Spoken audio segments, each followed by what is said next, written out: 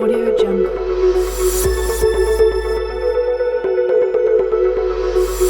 Audio Jungle. Audio Jungle.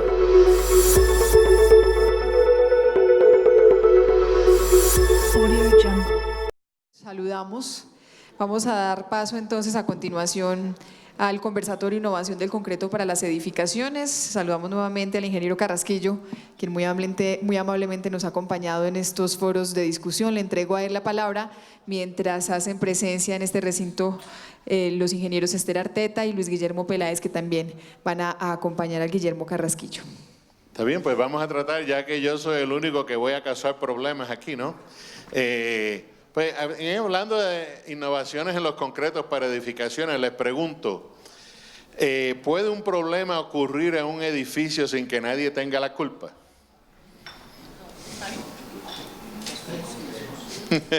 Es una buena pregunta, ¿no? Todo el mundo está buscando echar culpa a esas cosas, ¿no? Y me pregunto, ¿puede un problema ocurrir en una estructura sin que nadie tenga la culpa? Y la verdad, es cierto que sí, o sea, eso ocurre muy a menudo, ¿no? Pero aquí nos estamos preocupando, aquí lo estamos todos haciendo al revés. Vamos a ver a quién, vamos a estar seguros que tenemos a quién echarle la culpa cuando pase el problema. O sea, estamos mirando la cosa de la otra manera. Pero también les quiero traer, por ejemplo, un tópico para aquello de empezar a hablar. Para decirles, la semana que viene nosotros vamos a estar monitoreando, haciendo más que la supervisión técnica, porque diseñamos también y demás, la zapata o la cimentación para la estatua de Cristóbal Colón. Hace 20 años los rusos le regalaron una estatua de Cristóbal Colón a los americanos, y esa estatua de Cristóbal Colón estuvo por 12 años pasando por todos los estados y nadie la quería. La llevaron a Puerto Rico y en Puerto Rico estuvo por 4 ciudades y nadie la quería, hasta que ya encontraron un lugar y la van a montar. Una estatua de dos veces la Estatua de la Libertad en altura, ¿no? Y se va a tener una zapata, y nosotros somos responsables por monitorear las temperaturas y por determinar la resistencia del concreto. Pero allá hoy día nosotros usamos más y más lo que llamamos el método de madurez del concreto. No sé qué tanto de ustedes han oído el método de madurez del concreto, porque así nos eliminamos los técnicos. No hay que hacer cilindros. ¿Cuándo pueden pasar los problemas en una obra?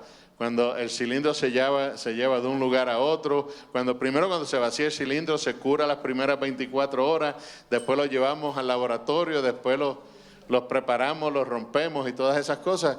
En el método de madurón no pasa nada de eso. ¿Han ustedes alguna vez hecho ese proceso? ¿Y por qué no se usa más a menudo? Falta de apoyo, falta de iniciativa. En algunas ocasiones se usa porque es muy masivo.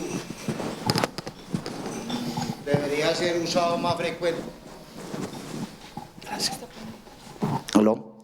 Sí, es que lo que pasa en el sistema industrializado, en nuestro medio, tenemos la costumbre de siembrar muy a ojo, porque necesito el equipo, porque el programa lo dice, porque el costo así lo requiere, porque no tengo un segundo juego de formaleta. No ha sido como muy normal usar el tema de temperatura y madurez en los concretos. O sea, sí lo usamos en concretos muy masivos, y estamos inclusive pues en Medellín haciendo unas investigaciones para introducirlo al sistema industrializado. Es importante. Por ejemplo, nosotros los usamos todo el tiempo en losas postensadas, losas elevadas postensadas. O sea, usted tiene una losa elevada postensada donde usted vacía el concreto y la resistencia del concreto indicada por el laboratorio va a ser mucho más baja que la resistencia que va a tener el concreto en la obra. Y por lo tanto, usando la madurez, usted puede tensar los cables mucho más temprano que esperando y lo hace en una forma racional, sabiendo lo que está haciendo, ¿no? O sea, a propósito. Pero ¿alguien tiene alguna otra idea? No, es que inclusive tiene que sacar uno 12, 14 parejas de cilindros para estar fallando uno permanentemente, para tener la certeza. Entonces es costoso, ¿cierto? En cambio, el ensayo de madurez por temperatura, uno va alcanzando a lograr la resistencia a su evolución. Entonces no tiene que sacar uno un mixer completo de cilindros. Eso no es como lo más lógico pues, del mundo entero, ¿no? No, es cierto. Y por ejemplo, nosotros tenemos una persona con la que trabajamos que le medimos la madurez a los concretos en las obras y automáticamente se proyecta en la página de web del laboratorio que está monitoreando la madurez, y el contratista en cualquier momento puede meterse a la página web y ver qué resistencia están obteniendo los concretos en distintas partes de la obra, ¿no? Y eso lo estamos haciendo nosotros en Estados Unidos para concretos vaciados en Puerto Rico. Pues todo viene por el web. Hoy día eso es lo mejor del mundo, ¿no? No hay que estar allá para cobrar. No, pero siempre hay que... ¿Alguna otra idea en las innovaciones en el concreto para edificaciones? La pregunta es que si esos equipos son muy costosos. No. Por ejemplo, para usted tener una caja, le voy a decir porque esta mañana acabamos de cobrar, una caja que le puede medir usted 8 medidas de madurez y enviarla wireless, ¿no? Inalámbrica, la caja de conexión le cuesta como $1,000, $980, pero esa la usa todas las veces, ¿no? Porque eso lo que hace es, cada que hay un proyecto le conecta hasta 8 canales. Y cada medidor le puede valer, no sé, $50, ¿no? Y ese se pierde porque ese se queda dentro del concreto.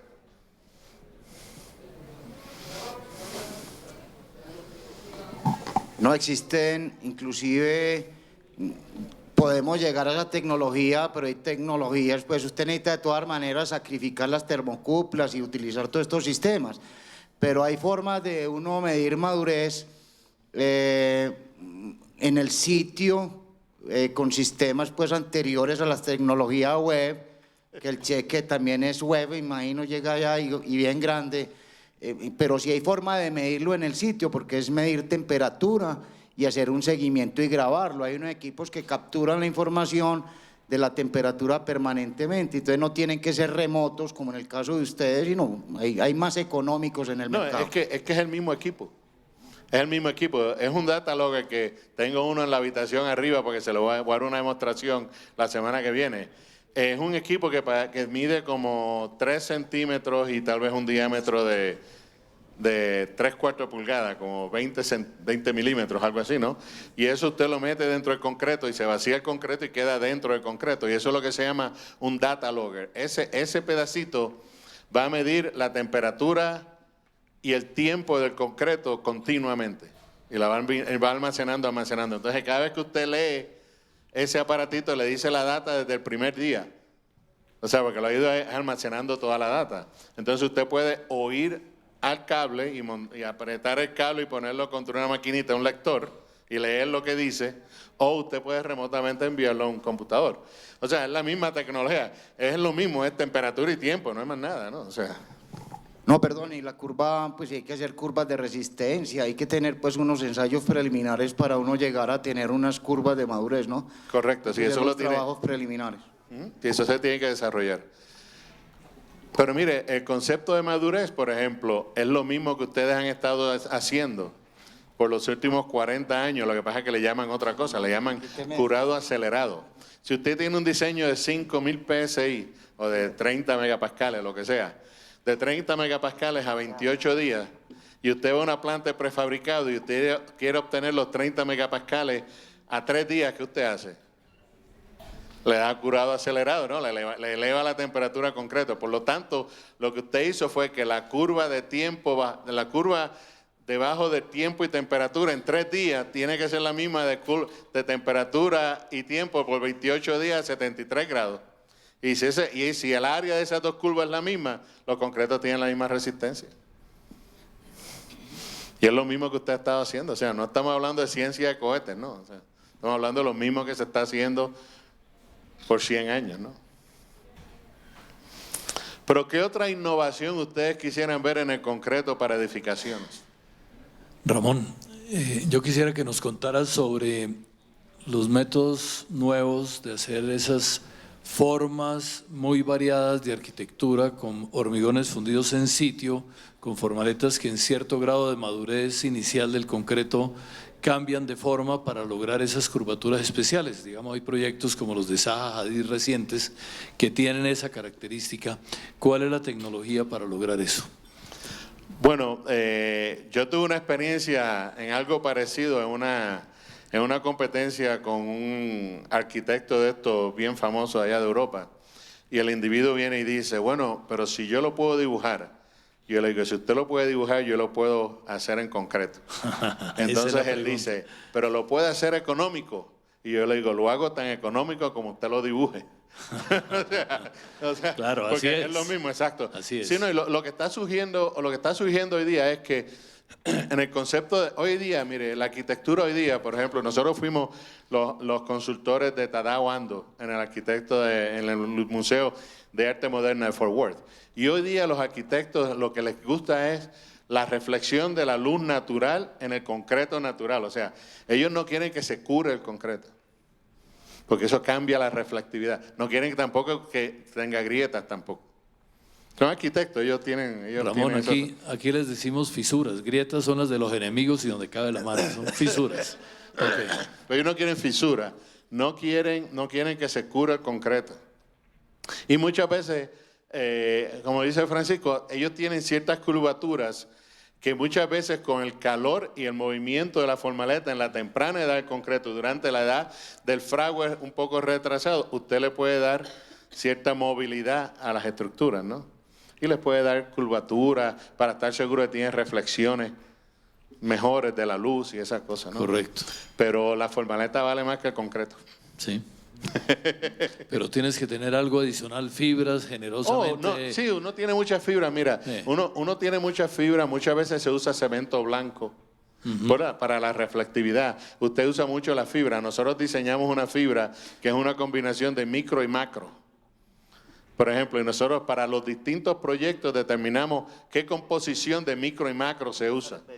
Porque todo depende, y en estos proyectos muchas veces lo que más se usa es la micro y no tanto la macro, porque lo que uno quiere tener es el smoothness, ¿no? la suavidad, ¿no? del concreto. Sí, pero si usted no le aumenta la elasticidad de ese concreto en las primeras 6 horas, entonces lo que hace es agrietar el concreto.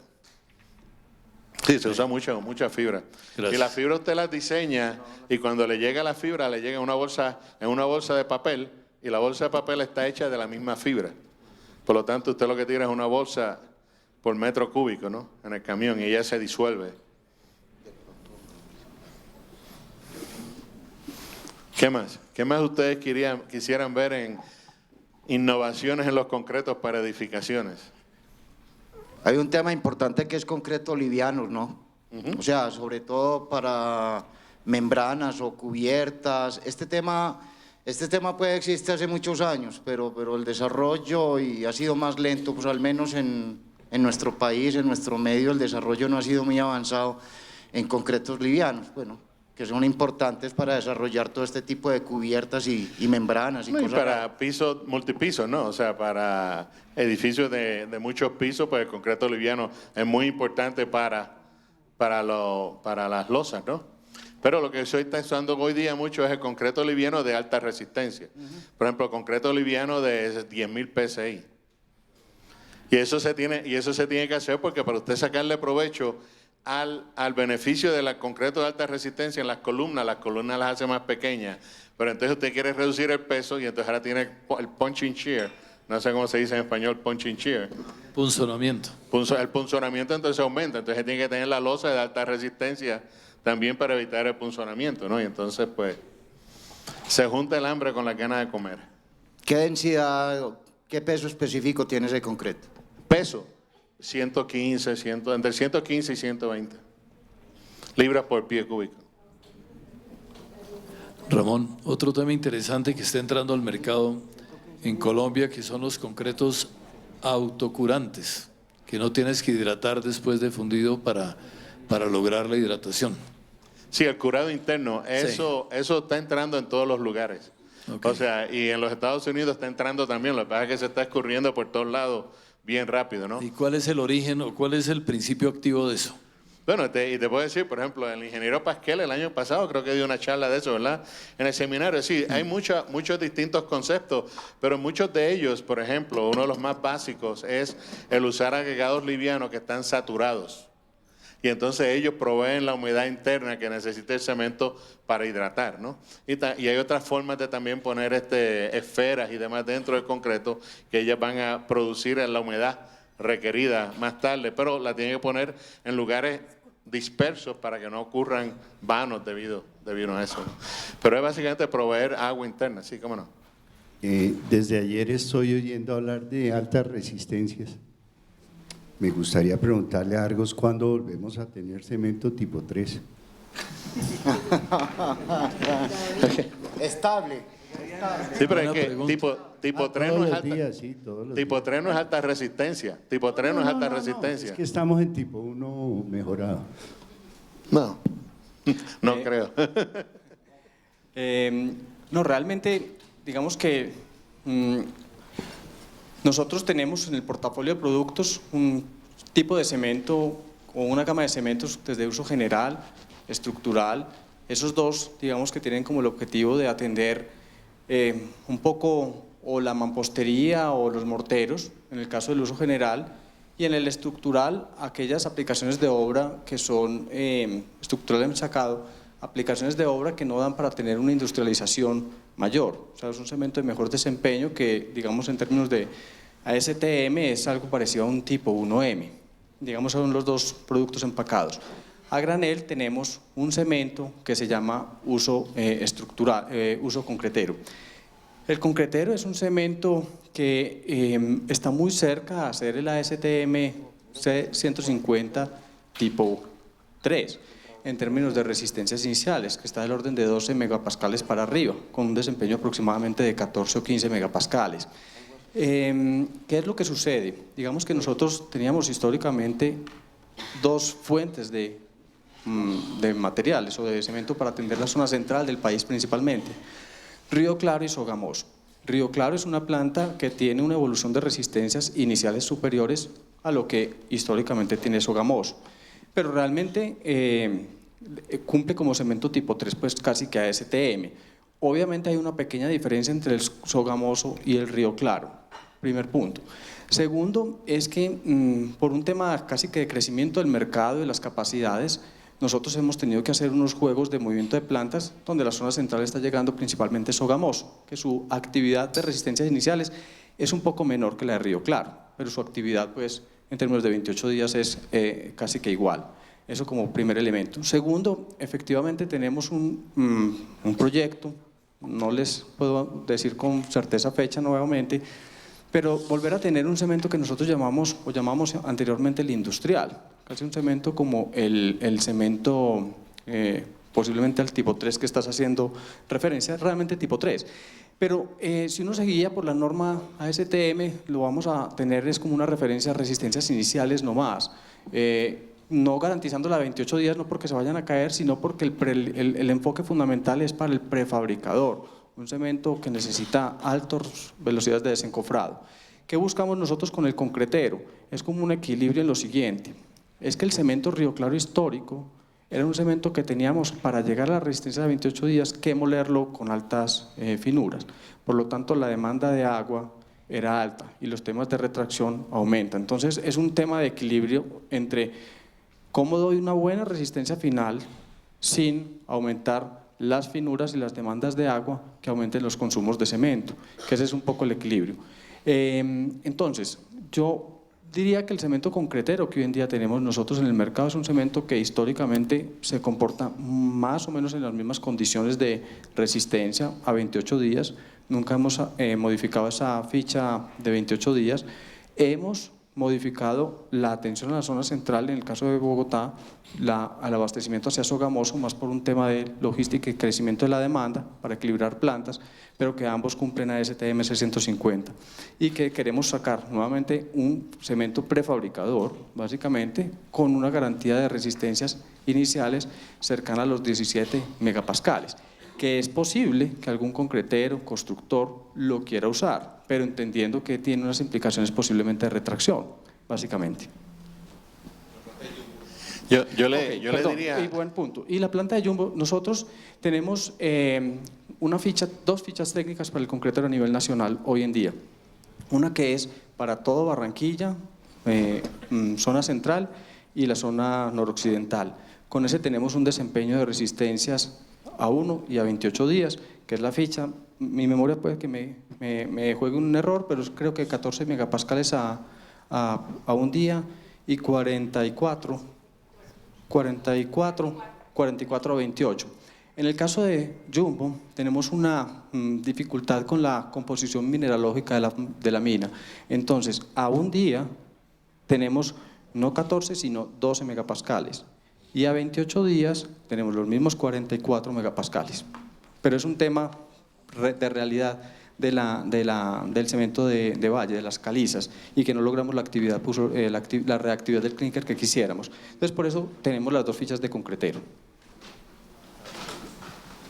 Ahora yo le puedo decir que yo como consultor, diseñador de mezcla, si usted quiere, usted piensa en concreto, no piensa en cemento. Usted dígame qué resistencia usted quiere. O sea, usted me dice, yo quiero esta resistencia a 3 días y yo quiero retracción baja, quiero esto, permeabilidad baja, y se le da, o sea, y se diseña la mezcla para ese concreto, ¿no? No necesariamente que haya un cemento tipo 3. O sea, a lo mejor, por ejemplo, yo por 10 años tuve mi propia planta de concreto y yo nunca usé un tipo 3 y nunca usé un tipo 1, usaba un tipo 2 y era en Texas. Y usábamos concreto de 5.000 y 6.000 a las 24 horas. O sea, lo que le quiero decir es que a veces es mejor que usted está construyendo en concreto, ¿no?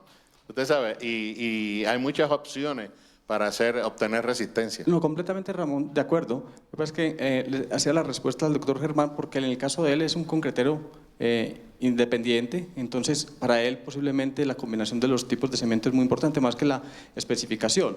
Pero efectivamente coincido contigo, que es lo que muchas veces hemos venido hablando en estos foros, y es no especificaciones prescriptivas, sino por desempeño. Y efectivamente eso es lo que buscamos nosotros en las especificaciones de los proyectos de construcción, y es no especificar cemento tipo tal, con tal relación agua-cemento, con fibra, porque finalmente es posiblemente una copia de una especificación que se aplicó en otro lugar, y lo que se busca es un desempeño en términos de durabilidad o permeabilidad o retracciones o en fin. Entonces efectivamente es muy importante irse más hacia especificaciones por desempeño más que prescriptivas. Pero en el caso del doctor Germán atiendo pues la inquietud desde la óptica de un concretero independiente. Sí, el tema tiene que ver también con concretos para sistemas industrializados.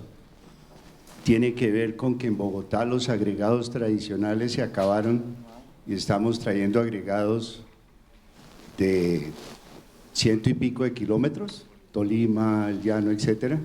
Entonces tiene que ver porque era una posibilidad de diseño, de trabajo, que ya no existe. Y veo al brasileño con todos sus estadios hablando de tipo 3 y todas las resistencias altas y las maravillas del resto del mundo, y sí, el 1M es bueno, pero no es el mejor. Pero no es 1M, es concretero, es específicamente. Pero, doctor Germán, ahí le diría la siguiente realidad. Efectivamente, Bogotá tiene una condición de temperatura pues, bien especial. Nosotros lo que hemos hecho justamente en esos procesos es aplicar un ejercicio de evaluación del desempeño de los sistemas industrializados vía madurez, justamente. Y es que hay un potencial de optimización de resistencia en esos casos de los sistemas industrializados, porque la exigencia del diseño implica del sistema que se desencofre cuando se adquiere cierto nivel de resistencia a las 14 horas. Y eso se traslada a unos cilindros que se especifica que debe tener una resistencia que muy difícilmente se evalúa en obra porque pues, es 12 horas, y mientras se hace la logística de falla en el proceso pues, de laboratorio pues, se complica.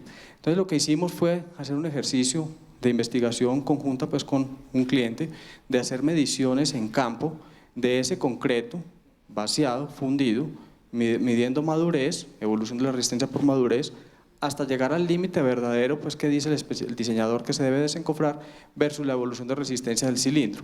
Y lo que encontramos era un potencial importante de optimización. La visual de la resistencia del cilindro, que se fallaba 14 horas, bajo el cual el concepto del diseñador estaba aprobado de desencofrar, se estaba logrando casi que 2, 3 o incluso 4 horas antes vía el sistema de madurez. Entonces, a veces no es necesario llevar a la exigencia tal el sistema de altas resistencias, adicionalmente por las restricciones que genera ese sistema, sino que vía otras alternativas, como el caso de madurez, se han logrado resolver. Pero bienvenida pues la recomendación y la observación, por supuesto, la atendemos. Ramón, Ajá. Ramón, una pregunta. El peor enemigo que tiene el concreto arquitectónico, todos los concretos, pero en particular el concreto arquitectónico, es la microfisuración. Correcto. ¿Qué hay en tendencias que ayude a controlar eso? Conocemos pues los aditivos que compensan la retracción, los que controlan la retracción. ¿Qué hay nuevo que ayude a dar tranquilidad en ese sentido? Bueno, te voy a dar un ejemplo. Nosotros una vez nos pidieron hacer una escalera blanca. Y la escalera blanca era una escalera de 2 pisos y tenía 3 curvaturas la escalera, ¿no? Y el arquitecto vino y nos dijo, diseñe una mezcla de concreto blanco. Y diseñamos una mezcla que era cemento blanco, piedra caliza blanca, arena manufacturada de la misma caliza blanca. Lo único que no era blanco era el agua. Y viene el individuo y dice, eso no es suficientemente blanco. Se le sube el cemento, el contenido de cemento, el arquitecto no era suficientemente blanco.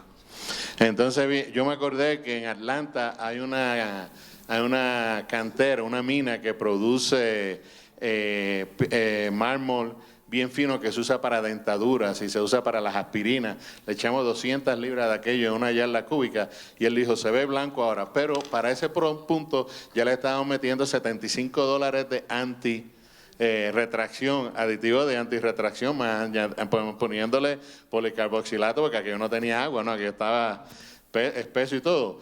Y entonces después a la última hora él dice, lo puedes hacer más blanco. Y ahí yo aprendí de Tadao Ando que a los arquitectos hay que engañarlos.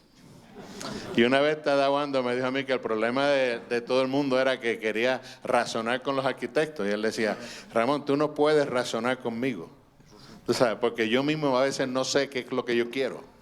Entonces, pero él me dijo que si tú coges al blanco y le pones un poquito de azul, se ve un blanco más brillante, no que sea más blanco, más brillante. Le pusimos una libra de azul añil, que cuando yo vi aquel azul, yo dije, aquí la dañamos, ¿no? Y vino el arquitecto y le gustó el blanco. Pero esa yarda de concreto tenía sobre $135 de antídotos para evitar el microfisuramiento. Porque mucha parte del microfisuramiento es que con el tiempo, la carbonatación del concreto, se empiezan a ver las grietas y se ven líneas en el concreto y eso no hay forma de quitárselo. Pero la única cosa que hay es ponerle antídoto y cuesta dinero. Gracias. Ramón, una pregunta acá atrás. Acá. Bueno, levántate. Espérate que estoy dejando algo aquí. Son dos preguntas respecto a lo de la innovación. Una tiene que ver con concretos, no sé si va más dirigida a ti. El enfoque que le pudiéramos dar al foro cuando hablamos de concreto, porque si yo estoy en una obra tengo 2 fuentes de concreto, o se lo compro a Argos para estar seguro que es bueno, o lo preparo yo. Bueno, O lo hago yo bien. gracias a usted. Pero resulta que una vez el concreto sale de la mezcladora de Argos o del mixer o del mío, en la obra se presentan 1001 condiciones que pueden averiar la estructura al final y no tienen nada que ver con la calidad del concreto. Sin embargo, alguien muy habilidoso puede terminar echándole la culpa al concreto. Entonces, hablando de innovación para el foro, pues no sé qué nos puedas decir respecto a cómo enfocar hacia que los que están procesando el concreto ya preparado en obra puedan adquirir algunas habilidades para que minimizar el problema de patología del concreto, pero no por culpa del concreto. Esa era la primera observación. Vamos a contestar la primera primero, porque si no nos acordamos. Mira, una regla que existe es que cuando tú haces el mezclado inicial, no, en el camión, y el camión sale de la planta, ya no hay nadie que pueda hacer nada para hacer ese concreto mejor. Y no solo eso, estás corriendo en contra del tiempo, ¿ok? Pero no hay nada. Hoy día, una de las tecnologías que se ha hecho, que se ha incorporado, que entiendo que algo la tienen muchos los camiones, es los medidores de hidráulica que van generando agua en la mezcla para mantener la mezcla mucho más consistente. Entonces, siempre y cuando no excedas la razón agua-cemento del diseño, y eso te produce un concreto mucho más consistente al final. O sea, si tú le vas a añadir 2 galones por metro cúbico a un camión, es mejor si se lo añade litro a litro durante 25 minutos que ha estado mezclándolo que añadírselo los 2 galones al final. Y entonces tratar de mezclarlo todo en 25 revoluciones, ¿te fijas? Pero eso es algo que se ha hecho. Pero por lo general, nadie puede hacer nada que mejore la calidad del concreto una vez ese camión sale de la planta. Correcto. Entonces, la observación iba hacia cuando lo vacié, consideraciones de vibración, de formaletas, de curado, de protección, para que nos sensibilicemos mucho. Esa era la primera. Y la segunda tiene que ver con el cemento, porque algunos de nosotros compramos más cemento que concreto y preparamos mezclas. Pero a veces hay algún comportamiento ineficiente en la producción de mezclas, especialmente fluidas, o cuando necesito comportamientos especiales a temprana edad. Y la culpa que sospechamos algunos es que tiene que ver con los elevados contenidos de adición, de fillers que le están agregando a los cementos pues no es un problema exclusivo de Argos, pero yo sí quisiera estar seguro de que son conscientes y de que hay forma de transmitirle al cliente, en este caso el que lo procesa como nosotros, para contemplarlo dentro de los diseños, porque a veces nos enfrentamos con comportamientos atípicos de mezclas que debieran haber sido especiales y el problema resulta porque tendríamos que haber considerado un filler que en teoría no debería haber estado. Gracias. Perfecto, y muy buena pregunta porque me da oportunidad para contarte algo, que es una óptica que pues tenemos en Argos y que específicamente en mi caso la respaldo, y es, no hay que temerle a los cementos adicionados o a los fillers, más a los cementos adicionados. Digamos que Ennio ayer hablaba pues de los estadios y las altas resistencias, pero también en Brasil es tal vez pionera en hacer cementos con altísimos contenidos de escoria, y altísimos es 60 y 80%, mejor dicho, le adicionan clinker para hacer como más claro, y funcionan bastante bien las resistencias a finales. Entonces no hay que tenerle temor a los cementos adicionados siempre y cuando se garantice su desempeño. Eso es, digamos, como una realidad de un mercado en el caso de Brasil, y digamos que una tendencia en Europa para hacer cementos adicionados, porque recuerda que también por el otro lado nosotros tenemos unas presiones ambientales muy fuertes, porque cada tonelada de cemento genera 1 tonelada de CO2. Entonces, en la medida en que se busquen materiales cementantes alternativos, hay que buscar la reducción de la huella de carbono, y tenemos pues presiones bastante fuertes en ese sentido. Eso, digamos, como el contexto mundial. Estados Unidos ha sido más de cementos Portland puros, sin embargo, también la presión les está llegando a tener que tratar de impulsar las normas OASTM 1157 por desempeño, que es un poco buscando cementos adicionados, o la CE 595, 585, que es para cementos pues con adición de materiales. Entonces, primero como contexto un poco de las tendencias mundiales de cara a la sostenibilidad y la posibilidad.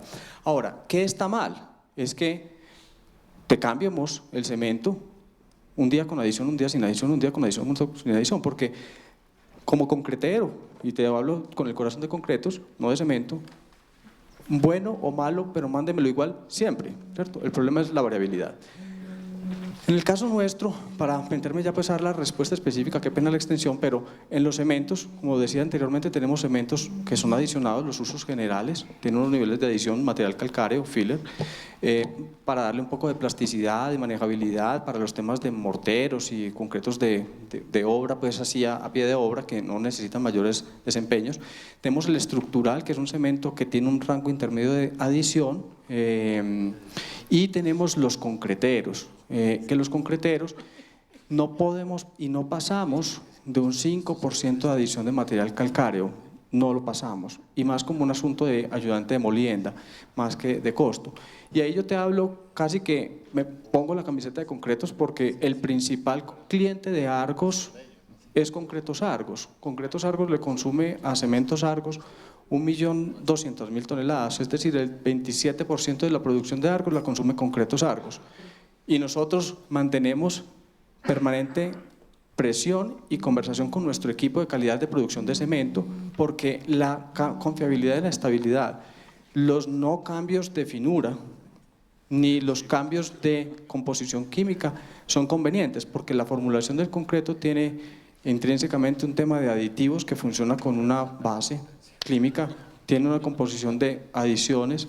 Entonces, créeme que es una conciencia muy clara que tenemos en Argos al ser principal cliente, y discúlpenme que hable en primera persona, nosotros mismos como clientes, pero es que es un laboratorio propio de experiencia de concreto, que somos la primera voz del cliente ante nosotros mismos porque conocemos y padecemos si hay algún problema de ese estilo. Entonces, como para darte un poco de confianza, no son cementos adicionados cuando son concreteros, hay que saber que compramos efectivamente y garantizar que efectivamente llegue eso, y no eximo pues que haya alguna variabilidad en determinado momento pues que habrá que revisar. David, yo quisiera darle un giro a este rato corto que nos falta de la charla, del foro, porque si se trata de averiguar de innovación en los concretos para edificaciones, creo que tenemos al maestro internacional en eso, y más vale yo quiero invertir, como dicen los abogados, quiero invertir la carga de la prueba y que él nos cuente qué hay de nuevo en Macondo. Sí, hay que pagar a Ramón, porque si hablo yo ya estaba pagado. No, por ejemplo, hoy día, por ejemplo, uno de los retos más grandes que tenemos es el bombeo del concreto. O sea, estamos bombeando 50 pisos, 70 pisos en un tiro de bomba, ¿no? O sea, y por lo tanto se tiene el uso de los aditivos, ¿cómo? No los superplastificantes, viscosity, los que ajustan la viscosidad del concreto, El ¿no? control de viscosidad. Los controles de viscosidad se han convertido en una cosa muy importante en los diseños de los concretos, porque usted no puede tener segregación, usted no puede tener separación. Y otro problema que existe es el uso de muchas adiciones en esos concretos, que se genera mucha temperatura cuando el concreto está corriendo por las bombas, ¿no? Y entonces no es lo mismo, y ustedes a veces no se dan cuenta, pero uno está en una bomba de 30 o 40 pisos y usted la toca y no la puede tocar con la mano, eso se calienta a nivel de que se le queman las manos. Por lo tanto, el uso de aditivos que controlan la viscosidad es muy, muy importante. También se está haciendo mucho con los concretos donde cuando usted pone la piedra y después pone le vacía el mortero. Agregados precolocados, o sea. ¿Alguna experiencia con Bluecrete, Ramón? ¿Qué? ¿Alguna experiencia con Bluecrete en los Estados Unidos, con Bluecrete, con ese tipo de cemento que está saliendo últimamente, Bluecrete, que es bastante sostenible y está empezando a mostrarse ahí? Es que me tiene que decir exactamente más del Bluecrete, porque es que hay Bluecrete, Greencrete, o sea, todo el mundo tiene su crete allá, ¿no? O sea, y a veces uno se confunde, sí. ¿Qué es lo que tiene el Bluecrete? Fundamentalmente es producido con un tipo de clinker que no es tan agresivo, o sea, no deja tanta huella de carbono. Es en eso que se está trabajando en estos momentos, ¿no? O sea, puede... Sí, exacto, pero no, o sea, yo tendría que saber más de la mineralogía del clinker o saber un poco más, pero yo no lo he usado. Pues si esa era la pregunta, ¿no? Ese Bluecrete específicamente es a través de activadores químicos, lo que viene pues desarrollado, que lo ha desarrollado mucho España, y ahora esa compañía específicamente en la Florida ha trabajado con activadores químicos sin clinker, solamente ceniza y escoria, pero eso es una tecnología pues que todavía tiene mucha discusión. Bueno, pero de esa te puedo hablar un poquito yo. Porque en el 1985 yo fui parte de un cemento que en los Estados Unidos se nombró una de las 10 tecnologías más grandes del país. Y ese era un concreto que se llamaba Pyramid. Y que se llamaba Pyramid porque decían era el cemento de las pirámides. Y era sencillamente un geopolímero. Y era un geopolímero. Y yo te puedo decir que en Houston hay carreteras que están vaciadas con concreto de 10.000 sin cemento. Y es todo activaciones aditivas, ¿no? O sea, existen todas esas tecnologías hoy día. Algunas de ellas son muy caras y es el problema, ¿no? Un problema con el CRIT grande, o sea. ¿Con qué? Con el CRIT grandísimo, o sea que, digamos, por eso no ha caminado un poco más, ¿no? Sí, todo depende de cómo usted lo hace. Cuando nosotros desarrollamos el Pyramid, que se lo desarrollamos para una para una empresa de cementera, el CRIP usted lo controla con el agregado grueso. O sea, la cantidad de agregado grueso y la dispersión del agregado grueso. O sea, eso no hay... El mortero nunca se lo va a controlar, pero al tener un contenido de agua baja, pues eso también le reduce mucho el CRIP, ¿no? Pero el problema es que, esto eran unos concretos, por ejemplo, que usted los traía a las Fuerzas Armadas, lo usan mucho, porque usted lo trae, lo vacía en el concreto, en un asentamiento de 10 pulgadas, y a las 3 horas tiene 5.000. Y eso se usaba mucho también en las guerras, ¿no? O sea, porque lo primero que usted hace cuando usted invade un país es eliminar los puertos y los aeropuertos para que no se vayan, y si no se van, entonces los puede coger, pero entonces después usted tiene que aterrizar y ahora tiene que reparar las pistas, ¿no? Y no puede aterrizar el avión que va a traer el material que va a reparar la pista. Entonces se tiene que mandar por paracaídas, ¿no? Pero la tecnología de gelopolímeros es una tecnología que está avanzando mucho hoy día, ¿no? Los controladores de viscosidad es algo que se está usando mucho hoy día. La tecnología de los concretos translucentes, yo no sé.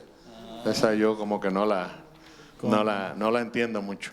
Con respecto a la tecnología de los concretos, por acá. Ajá, ¿cómo no? Para la disminución de la huella de carbono, ¿se han escuchado de nuevos aditivos captadores de CO2? ¿Tiene usted algún antecedente de esto? Déjame te voy a dar un ejemplo de lo que nosotros como industria estamos haciendo mal. Vendiendo nuestro concreto, nuestra sostenibilidad en el concreto, ¿ok? Mira, la sostenibilidad del concreto, todo el mundo habla de la huella de carbono, ¿no? Y entonces pues todo el mundo dice que si tengo menos carbón, pues tengo menos huella de carbono y todas esas cosas. Pero te voy a hacer una pregunta. No hay material en el mundo que le gane al concreto en sostenibilidad por el mero hecho de que lo que tú construyas en concreto dura 50 años. Eso nada más te dice a ti que el concreto te produce una estructura mucho más sostenible que cualquiera otra. ¿Me entiendes? Que cualquiera otra. Y entonces tú le empiezas a añadir muchas otras cosas que son muy importantes. Pero déjame darte un ejemplo. Porque yo cuando doy charlas de sostenibilidad enseño la matemática de este ejemplo. Tú tienes una carretera y Bogotá es un buen ejemplo. En Bogotá en las mañanas tú te tardas 2 horas en llegar al trabajo. Y son unos trancones que de madre, ¿no? O de abuela ya, porque ya pasaron de la madre. Cogen las 2 madres, abuelas, ¿no? Entonces, tú tienes este trancón que te tarda 2 horas. Y digamos que tú tienes un trancón que es de 50.000 vehículos y 30.000 camiones. 2 horas en la mañana y 2 horas en la tarde, ¿no? Entonces existe la posibilidad de venir y construir otra carretera, otra avenida en concreto, paralela a esa. ¿Okay? Y ya eso le da fluidez estomacal a los ambientalistas. ¿Cómo es posible que tú vas a construir otra carretera paralela a esta y vas a destruir los árboles? Esto no es sostenible, esto no sirve, es eso, ¿no? Pero ¿qué pasa? Tú vienes y haces esa construcción y vas a consumir cemento un día cuando la construyes, ¿no? Pero ahora, durante los próximos 50 años, ese trancón de 50.000 vehículos por 2 horas se convierte, te ahorraste 50.000 vehículos 1 hora en la mañana y en la tarde te ahorraste 50.000 vehículos otra hora en la tarde. Y cuando tú ves cuál es la reducción en la huella de carbono debido a esa reducción en el tráfico, debido al ahorro en las tanqueadas, entonces auméntale a eso el aumento en productividad del pueblo, ¿no? Porque ahora la gente trabaja 2 horas más y produce más. Y añádele a eso que la gente va a estar más saludable, no van a haber tantos catarros, no va a haber tantas gripes, menos doctores, mejor salud y todas esas cosas. Cuando tú haces ese análisis en base al servicio, a la vida útil de la estructura, eso es sostenible. ¿Entiendes? Ahí es donde hablamos de números de verdad. Tú sabes, lo otro es molestar.